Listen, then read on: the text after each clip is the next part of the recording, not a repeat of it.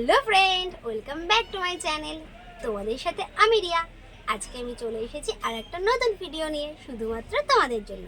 সকাল 10টার সময় কাজে এসেছি, আর আজকে বাড়ি থেকে কিছু খেয়ে আসা হয়নি। তার জন্য দোকান থেকে নিয়ে এসেছি কচুরি আর তরকারি, আর তার সাথে আছে ডিম সিদ্ধ। তো কাকু আজকে মার্কেটে গিয়েছিল, সকালবেলা মাল নিয়ে এসেছিল, সেই মালে দাম ফেলেছি। তার জন্য খেতে খেতে প্রায় 12টা বেজে গেছে, এখন প্রায় 12টার কাছাকাছি বাজে। তার জন্য খেতে লেট হয়ে গেল। তো চলো খাবারটা এখন খেয়ে নিই। সামনে খাবার থাকলে কারই বা ইচ্ছে হয় দেরি করে খেতে, বলো? তো চলো তাড়াতাড়ি খেয়ে নিই, তারপরে আমি কি করব না করব, দোকানে আজকে কি কাজ করব, পুরোটাই তোমাদের ভিডিওর মাধ্যমে দেখাবো। তো চলো দেরি না করে ভিডিওটা শুরু করা যাক। যারা যারা পরের কাজ করে তারা সকলেই জানে, বাড়িতে তাদের যতই কাজ থাকুক না কেন, পরের কাজ করতে হলে ঠিক টাইমে তোমাকে ডিউটিতে ঢুকতেই হবে। আমার ব্যাপারটাও ঠিক সেরকমই। আমাকে প্রত্যেক দিন 10টার ভেতরে কাজে ঢুকতে হয়। আজকেও তার ব্যতিক্রম হয়নি। সকাল 10টার ভেতরে কাজে ঢুকে গেলাম, আর কাজে গিয়েই প্রথমে দোকানটা ঝাড় দিয়ে নিলাম, তারপরে ঠাকুরকে পুজো দিয়ে দিলাম। তোমরা তো সেটা জানোই যে প্রথমে আমার দোকানে গিয়ে দোকান ঝাড় দিয়ে ঠাকুরকে পুজো দেওয়া হলো সর্বপ্রথম কাজ। এটা তো আমি তোমাদের আমার একটা শর্ট ভিডিওর মাধ্যমে বলেছিলাম যে দোকানে সর্বপ্রথম ঢুকেই যে কাজটা আমাকে করতে হয় সেটা হলো দোকান ঝাড় দেওয়া, বাসি দোকানটা ঝাড়ু দিয়ে নেওয়া, তারপর ঠাকুরকে পুজো দেওয়া। আজকেও 10টার ভেতরে কাজে ঢুকে সেটাই করলাম। তারপরে কাকু গিয়েছিল মার্কেটে মাল আনতে, যেহেতু সামনেই পয়লা বৈশাখ, সেই জন্য দোকানে নতুন নতুন মাল তুলতে হবে। তার জন্য কাকু সকালবেলা মার্কেট থেকে অনেক মাল নিয়ে এসেছিল। আর দোকানে যদি নতুন মাল ঢোকে তাহলে অনেক কাজ থাকে, মালগুলোতে দাম ফেলতে হয়, না হলে কোন মালের কী দাম এটা তো মনে থাকে না, ভুলে যাওয়ারই কথা। সব মালের দাম মনে রাখা সম্ভব নয়, ওই জন্য আমরা মালের দাম ফেলে রাখি। আর আজকে যেহেতু কাকু মার্কেটে মাল আনতে গিয়েছিল, তাই মাল নিয়ে আসার পর মালগুলোকে দাম টাম ফেলে গুছিয়ে রেখে তারপরে চলে গেলাম দোকানে খাবার আনতে। দোকান থেকে কচুরি, তরকারি আর ডিম সিদ্ধ নিয়ে এসেছিলাম। আজকে যেহেতু আমার যেতে যেতে দেরি হয়ে গিয়েছিল, তার জন্য আমি আর খেয়ে যেতে পারিনি। সেটা তো আমি তোমাদের ইন্ট্রোর প্রথমে বলেই দিয়েছি। আর খাবার খাওয়া যেই না শেষ হলো, অমনি একটা কাস্টমার আসলো। কাস্টমারটা গেঞ্জির টপ নেবে বলে এসেছিল। তারপর আমি কাস্টমারটাকে গেঞ্জির টপ দেখালাম, ওখান থেকে দুটো গেঞ্জির টপ নিল। আর জিন্সের প্যান্ট দেখেছিল, কিন্তু জিন্সের প্যান্ট নেয়নি। দোকান খোলার পর যতক্ষণ না বউনি করব ততক্ষণ মনটা যেন কেমন আনচান আনচান করে। বউনিটা একবার করে নিলে মনটা একদম শান্তি হয়। আর যেহেতু সামনেই পয়লা বৈশাখ, তার জন্য এখন বাজারটা একটু মরাই যাচ্ছে।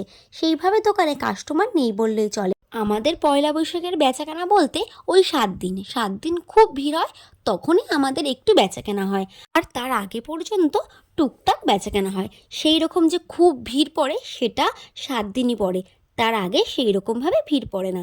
তো আজকে যেহেতু মার্কেটটা মোটামুটি ফাঁকা ছিল, খুব একটা ভিড় ছিল না, তার জন্য ভাবলাম শার্টগুলো একটু গুছিয়ে ফেলি। দোকানে না শার্টগুলো একদম অগোছালো হয়েছিল, সাইজগুলো একদম মিশে গিয়েছিল। L size, M size, XL size সব একদম হজগড়ি হয়ে মিশে গেছিলো। তার জন্য ভাবলাম এগুলো একটু সাইজ করে রাখি, তাহলে কাস্টমার আসলে দেখাতে একটু সুবিধায় হয়। ওই জন্য আমি শার্টগুলো বার করে নিয়েছি। শার্টের প্রত্যেকটা বান্ডিল বার করে নিয়েছি। M size, L size, XL, double XL সব সাইজ আমি এক জায়গায় বার করে নিয়েছি। এবার এগুলো গুছিয়ে নেওয়ার পালা। দেখো শার্টের কালারগুলো কত সুন্দর, দাঁড়াও তোমাদের দেখাচ্ছি। এই যে শার্টের কালারটা দেখতে পাচ্ছ, চকলেট কালার, এই কালারটা আমার ভীষণ ফেভারিট, আমার খুব ভালো লাগে। আমি ভাবছি এবার একটা এই রকম শার্ট কিনবো, কেননা আমার না এই কালারটা ভীষণ পছন্দ। তার জন্য আমার অনেক দিন ধরে ইচ্ছে করে এরকম একটা কালারের শার্ট পরতে। তো কিনবো করে আর কেনা হয়ে ওঠে না। আমি দোকানে কাজ করলে কি হবে, আমি যখনই ভাবি কিনবো, কোনো না কোনো কারণের জন্য আমার আর কেনা হয়েই ওঠে না। শার্টগুলো গোছাতে গোছাতে আমি একটু ভাবলাম যে এই চকলেট কালারের শার্টটা পরে একটু ট্রায়াল দেওয়া যাক। ওর জন্য শার্টটা একটু আমি পরে নিলাম। শার্টটা পরে আমাকে কেমন লাগছে তোমরা কিন্তু কমেন্টে আমাকে নিশ্চয়ই জানিও। তবে এক কালারের শার্টগুলো না আমার বেশ ভালোই লাগে। অনেকে আবার চেকের উপরে শার্ট পছন্দ করে, তবে আমার চেকের উপরে শার্ট অতটা ভালো লাগে না। আমার এরকম এক কালারের উপরে ফর্মাল শার্ট ভীষণ পছন্দ। আর যারা ইন্টারভিউতে যায় তাদের না এরকম শার্টগুলো খুব দরকার হয়। আর যারা ইন্টারভিউ দিতে যায় তারা আমাদের দোকানে এসে এই রকম শার্ট 3-4টে করে একেবারে কিনে নিয়ে যায়। তার জন্য কাকু এই শার্টগুলো অনেকগুলোই এনে রেখেছে। আর তার ভেতরে আমার এই কালারটা ভীষণ ভীষণ পছন্দ হয়েছে। তার জন্য ভাবলাম আমি একটু পরে দেখি, যদি ভালো লাগে তাহলে পয়লা বৈশাখে এই শার্টটা এবার নেব, তার জন্যই পরে দেখলাম। আর দেখো এই কালারটাও খুব সুন্দর, এই সবুজ কালারটাও মোটামুটি ভালোই লাগে। তবে এই কালারটা না বান্ডিলে দাগ বেরিয়েছে, ওর জন্য আমি শার্টটা ওইভাবে দেখছিলাম। ওই শার্টটা মার্কেটে রিটার্ন পাঠাতে হবে, কেননা এতটাই দাগ বেরিয়েছে বান্ডিলে যে ওটা না পাল্টালে আর বিক্রি করতেই পারবো না। আসলে কি বলো তো, আমরা যখন মার্কেটে মাল কিনতে যাই তখন আমাদের তো বান্ডিল ওইভাবে চেক করে আনতে দেয় না, তার জন্য আমাদের মালের ভেতরে যদি দাগ আসে তাহলে সেটা পরে গিয়ে মার্কেটে এক্সচেঞ্জ করে আনতে হয়। আর কাস্টমার যখন মাল খুলে দেখে তখন দাগগুলো ধরা পড়ে। আমরা যদি প্রত্যেকটা বান্ডিল খুলে দেখে চেক করে আনতে পারতাম তাহলে হয়তো সুবিধা হতো, তাহলে দাগ বেরোলে সেগুলো আমরা তখনই পাল্টে আনতে পারতাম। যেহেতু মার্কেটে সেটা সম্ভব নয়, দোকানে যখন কাস্টমারকে দেখায় তখনই দাগগুলো ধরা পড়ে। তো তবে অসুবিধা হয় না, পরে যদি নিয়ে যাওয়া হয় তাহলে ওরা সেটা এক্সচেঞ্জ করে দেয়, যার জন্য কোনো প্রবলেম হয় না। তো শার্টগুলো আমি একে একে সবগুলো ঝেড়ে পুছে সুন্দর করে গুছিয়ে নেব, কেননা যেহেতু দোকানে কাজে গেছি কাজ করতে, কাজ না করে যদি বসে দেখে সেটা ভালো দেখায় না। আর যেহেতু কাস্টমার নেই সেহেতু মালগুলো গুছিয়ে রাখাই ভালো। আর আমি যদি মালগুলো ঠিকঠাকভাবে সাইজ করে গুছিয়ে রাখি তাহলে কাস্টমার আসলে আমার নিজেরই দেখাতে সুবিধা হয়। আর সাইজ যদি উল্টাপাল্টা হয়ে যায়, মিশে যায়, তাহলে নিজেরই দেখাতে খুব অসুবিধা হয়, তখন ভিড়ের সময় না খুব প্রবলেম হয়। আমি যে দোকানে কাজ করি সেই দোকানটা প্রায় আমার একারই সামলাতে হয়, কেননা কাকু সেভাবে থাকে না, দোকানের যে মালিক সে সেরকমভাবে দোকানে থাকেই না। আর একটা বোন কাজ করে, ওই বোনটা নতুন, ও 1 মাস হয় দোকানে ঢুকেছে, ও সেভাবে দোকানের কিছুই জানে না, তার জন্য পুরো চাপটা আমার উপরেই পড়ে। তার জন্য মালগুলো ঠিকঠাক করে গুছিয়ে রাখলে নিজেরই না সুবিধা হয়। তো প্রথমে আমি কাউন্টারের উপরে শার্টগুলো রেখে গোছাচ্ছিলাম, তারপরে দেখলাম কাস্টমার দোকানে আসছে, আর কাউন্টারের উপরে রেখে যদি গোছাই তাহলে কাস্টমারকে মাল খুলে দেখাতে খুব অসুবিধা হচ্ছে। তারপরে আমি শার্টগুলো কাউন্টারের উপর থেকে নিচে নামিয়ে নিলাম, আর আমি নিচে বসে পড়লাম। আমি ভাবলাম আমি নিচে বসে এগুলো সুন্দর করে ঝেড়ে পুছে বান্ডিল করে গুছিয়ে ফেলি, কাউন্টারের উপরে রেখে গোছানোর থেকে নিচে বসে গোছানো অনেকটাই ভালো। দোকানের সব মাল যদি সাইজ করে সুন্দরভাবে গুছিয়ে রাখি তাহলে নিজেদেরও ভালো লাগে, কেননা যেহেতু দোকানটা আমাদের এখন বাড়ির মতোই হয়ে গেছে, বিশেষ করে আমার, কেননা আমি এই দোকানে প্রায় অনেক বছর ধরেই কাজ করছি। আমি বাড়ির থেকে দোকানেই বেশি সময় কাটাই। বাড়িতে আমি আর কতটুকু সময় বা থাকি, সকাল 10টার সময় আমি দোকানে চলে যাই, তারপরে 2টো পর্যন্ত দোকানেই থাকি। 2টো থেকে 2:30টার মধ্যে আমি আবার বাড়িতে চলে আসি, তখন এসে আমি খাওয়া দাওয়া স্নান করি। যদি কখনো সকালে স্নান না করে যাই তাহলে আমি আবার এসে দুপুরবেলা স্নানটা সেরে নিই। আর যদি সকালে স্নান করে যাই তাহলে দুপুরবেলা আর স্নানটা করতে হয় না, এসে খাওয়া দাওয়া করি, খাওয়া দাওয়া করে একটু রেস্ট নিয়ে নিই। আবার আমাকে 5টার মধ্যে দোকানে যেতে হয়, আর 5টার মধ্যে দোকানে যেতে হলে আমাকে 4:30টার মধ্যে ঘুম থেকে উঠে যেতে হয়, কেননা আমাকে আবার রেডি হতে হবে। তারপরে আমার বাড়ির থেকে স্টেশন যেতে প্রায় 15 মিনিট সময় লাগে, আমাকে আবার অতটা সময় ধরে যেতেও হবে, তার জন্য প্রায় 4:30টায় উঠতেই হয়। তাই সারাদিনে বাড়িতে প্রায় 2 ঘন্টা মতোই থাকি, আর রাত্রবেলা এসে ঘুমোই। আর পুরো দিনটা তো আমি দোকানেই কাটাই, তাই দোকানটা আমার নিজের বাড়ির মতো হয়ে গেছে। ওই আমার একটা আলাদা রকম সংসার বলতে পারো। ওখানেই যেহেতু আমি বেশি সময় কাটাই তাই ওটা আমার বাড়ির থেকে কম কিছু নয়। তো মাল গোছাতে গোছাতে আবার একটা কাস্টমার এসেছিল, তো সেই কাস্টমারটা এসেছিল কুর্তি দেখবে বলে।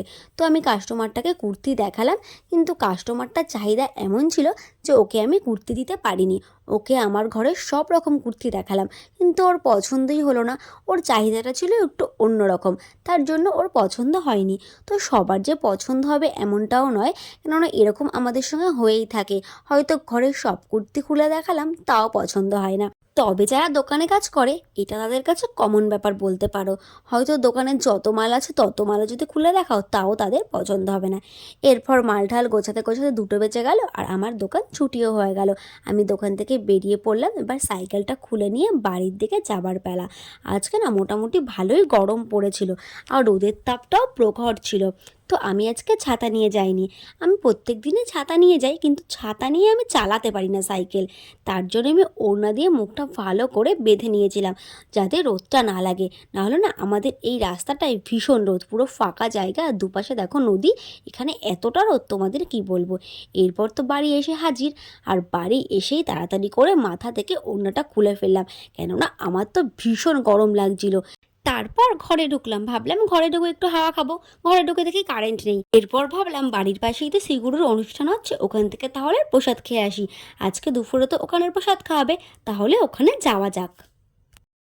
কাজের থেকে এই বাড়ি আসলাম, তোমরা তো সেটা দেখতেই পেলে।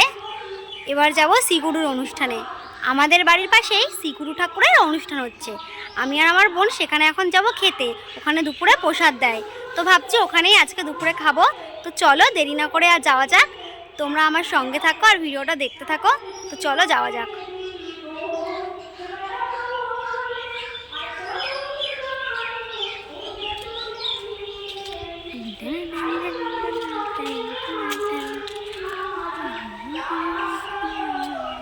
আমার বোন গুটি গুটি পায়ে চলে আসলাম শ্রীগুরুর অনুষ্ঠানে। এখানে বড় করে শ্রীগুরু ঠাকুরের অনুষ্ঠান হয়। এই অনুষ্ঠানটা প্রত্যেক বছরই হয়, আর প্রত্যেক বছর চৈত্র মাসের দিকেই এই অনুষ্ঠানটা হয়। তাই আমি আর আমার বোন চলে আসলাম এই অনুষ্ঠানে। এখানে এসেই প্রথমে শ্রীগুরু ঠাকুরকে একটু দর্শন করে নিলাম, আর ঠাকুরকে একটু প্রণামও করে নিলাম। আর এখানে না মাতৃসংঘ হচ্ছিল, তাই জন্য সব মায়েরা এখানে বসেছিল সঙ্গে। তো আমি প্রথমে ঠাকুরকে প্রণামটা করে নিলাম। প্রণামটা করে নিয়ে বোনকে বললাম, চল এবার আমরা প্রসাদ খেতে যাই। এরপর আমি আর আমার বোন প্রসাদ খাওয়ার দিকে গুটি গুটি পায়ে এগিয়ে গেলাম। আর প্রসাদ খাওয়ার ওখানে গিয়ে দেখি কি ভিড় কি ভিড়। আমি তো ওখানে গিয়ে সিট পেলামই না। দেখলাম সবাই খেতে বসে গেছে, একটা ব্যাচ প্রায় বসেই গেছে। আর এতটা ভিড় তোমাদের কি বলবো। আর একটা ব্যাচে না প্রচুর লোক, পুরো রাস্তা জুড়ে খেতে দিয়েছে। মানে এক রাস্তা থেকে আর এক রাস্তা, পুরো দুটো রাস্তা জুড়ে লোক খেতে বসেছে। তো ওই ব্যাচটা উঠতে উঠতে অনেকটাই সময় লেগে গিয়েছিল। তার জন্য আমি দাঁড়িয়েছিলাম। আর আমি যারা খাচ্ছিল তাদের পিছনে দাঁড়িয়ে জায়গা রাখছিলাম। এরপর ওই ব্যাচটা যেই না উঠলো, সঙ্গে সঙ্গে আমরাও বসে পড়লাম পাতা নিয়ে খেতে। ওই ব্যাচটা উঠতে উঠতে প্রায় আধ ঘন্টার উপরে লেগে গিয়েছিল। আধ ঘন্টা দাঁড়িয়ে থাকার পর পাতা নিয়ে বসে পড়েছি খেতে। প্রথমেই তো দিয়েছিল কচুর শাক আর ভাত, এরপরে দিল ডাল, তারপরে দিল পটল আলুর তরকারি। আমার না ঠাকুরের প্রসাদ খেতে দারুণ লাগে। খাওয়া দাওয়া শেষ করে এরপর বাড়ি এসে একটু রেস্ট নিয়ে নিলাম। যেহেতু আমাকে আবার বিকেলে কাজে যেতে হবে, তার জন্য ভাবলাম 10 মিনিট একটু রেস্ট নিয়ে নিই, না হলে না খুব মাথা যন্ত্রণা করে। এরপর ঘুম থেকে উঠে আমি চলে গেলাম রেডি হতে, কেননা এবার আমাকে আবার দোকানে কাজে যেতে হবে। যেহেতু আমাকে আবার 5টার সময় কাজে যেতে হয়, তোমাদের তো সেটা আমি ভিডিওর শুরুতে বলেই দিয়েছি। এরপর চুলটা ভালো করে বেঁধে নিলাম, তারপরে ঠোঁটে একটু লিপস্টিক দিয়ে নিলাম। আমি না লিপস্টিক পরতে ভীষণ পছন্দ করি। আমি টিপও পরবো না, কানে দুলও পরবো না, কিন্তু লিপস্টিক আমি পরবই, কেননা লিপস্টিক পরতে আমার খুব ভালো লাগে। এরপর সেজে গুজে আমি বেরিয়ে পড়লাম কাজের উদ্দেশ্যে। তারপর আমি আমার সাইকেলের লকটা খুলে নিলাম। শুধু আমার সাইকেল নয়, এটা আমার পক্ষীরাজ বলতে পারো। আজকে আমি সারাদিন কি করলাম, কোথায় গেলাম, কিভাবে কাটালাম, দোকানে কি কি কাজ করলাম, সবটাই তোমাদের ভিডিওর মাধ্যমে শেয়ার করলাম। তো এখন ভাই তোমাদের সঙ্গে দেখা হবে নেক্সট ভিডিওতে।